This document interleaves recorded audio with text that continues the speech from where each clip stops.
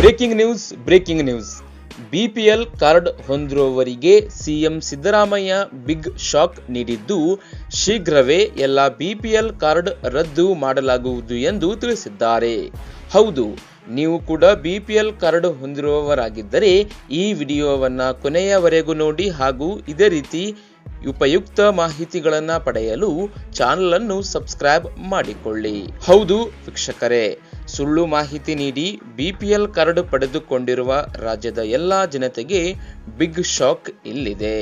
ಹೀಗೆ ಅನರ್ಹ BPL card ದೊಂದಿಗೆ ಗೃಹಲಕ್ಷ್ಮಿ ಯೋಜನೆಯ ಹಣ ಪಡೆದುಕೊಂಡ ಮಹಿಳೆಯರಿಗೆ ಇನ್ನು ಮುಂದೆ ಗೃಹಲಕ್ಷ್ಮಿ ಹಣ ಸ್ಥಗಿತವಾಗಲಿದೆ ಎನ್ನಲಾಗುತ್ತಿದೆ. ಗೃಹಲಕ್ಷ್ಮಿ ಯೋಜನೆಗೆ ಸಂಬಂಧಿಸಿದಂತೆ ಹೊಸ ಆದೇಶ ಹೊರಬಿದ್ದಿದ್ದು, ಇಂತಹ ಮಹಿಳೆಯರಿಗೆ ಇನ್ನು ಮುಂದೆ ಗೃಹಲಕ್ಷ್ಮಿ ಯೋಜನೆಯ ಹಣ ಸಿಗೋದಿಲ್ಲ.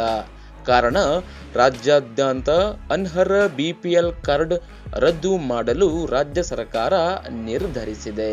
ರಾಜ್ಯದಲ್ಲಿ 4,37,00,000 ಜನರು ಬಿಪಿಎಲ್ ಕಾರ್ಡ್ನ ಸೌಲಭ್ಯವನ್ನ ಪಡೆಯುತ್ತಿದ್ದು, 80% ಕುಟುಂಬಗಳು ಬಿಪಿಎಲ್ ಕಾರ್ಡ್ ಅಡಿಯಲ್ಲಿವೆ ಹಾಗೂ ಹೊಸ ಕಾರ್ಡ್ಗಳಿಗೆ 2,95,000 ಅರ್ಜಿ ಇನ್ನು ವಿಲೇವಾರಿ ಬಾಕಿ ಇದ್ದು, ನೀತಿ ಆಯೋಗದ ಪ್ರಕಾರ ರಾಜ್ಯದಲ್ಲಿ ಬಡವರ ಸಂಖ್ಯೆ ಕಡಿಮೆಯಾಗಿದ್ದರೂ ಬಿಪಿಎಲ್ ಕಾರ್ಡ್ ಪಡೆದುಕೊಂಡವರ ಪ್ರಮಾಣ ಕಡಿಮೆಯಾಗಿಲ್ಲ.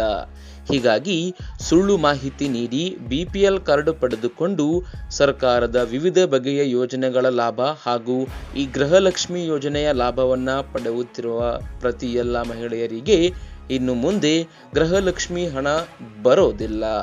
ಗೃಹಲಕ್ಷ್ಮಿ ಯೋಜನೆಗೆ ಮುಖ್ಯವಾಗಿ ಬಿಪಿಎಲ್ ಕಾರ್ಡ್ ಕಡ್ಡಾಯವಾಗಿದ್ದು, ಬಿಪಿಎಲ್ ಕಾರ್ಡ್ ರದ್ದಾಗಿದ್ದರೆ ಗೃಹಲಕ್ಷ್ಮಿ ಹಣವು ಕೂಡ ರದ್ದಾಗುತ್ತೆ. ಹಣ ಇನ್ನು ಮುಂದೆ ಬರೋದಿಲ್ಲ ವೀಕ್ಷಕರೇ.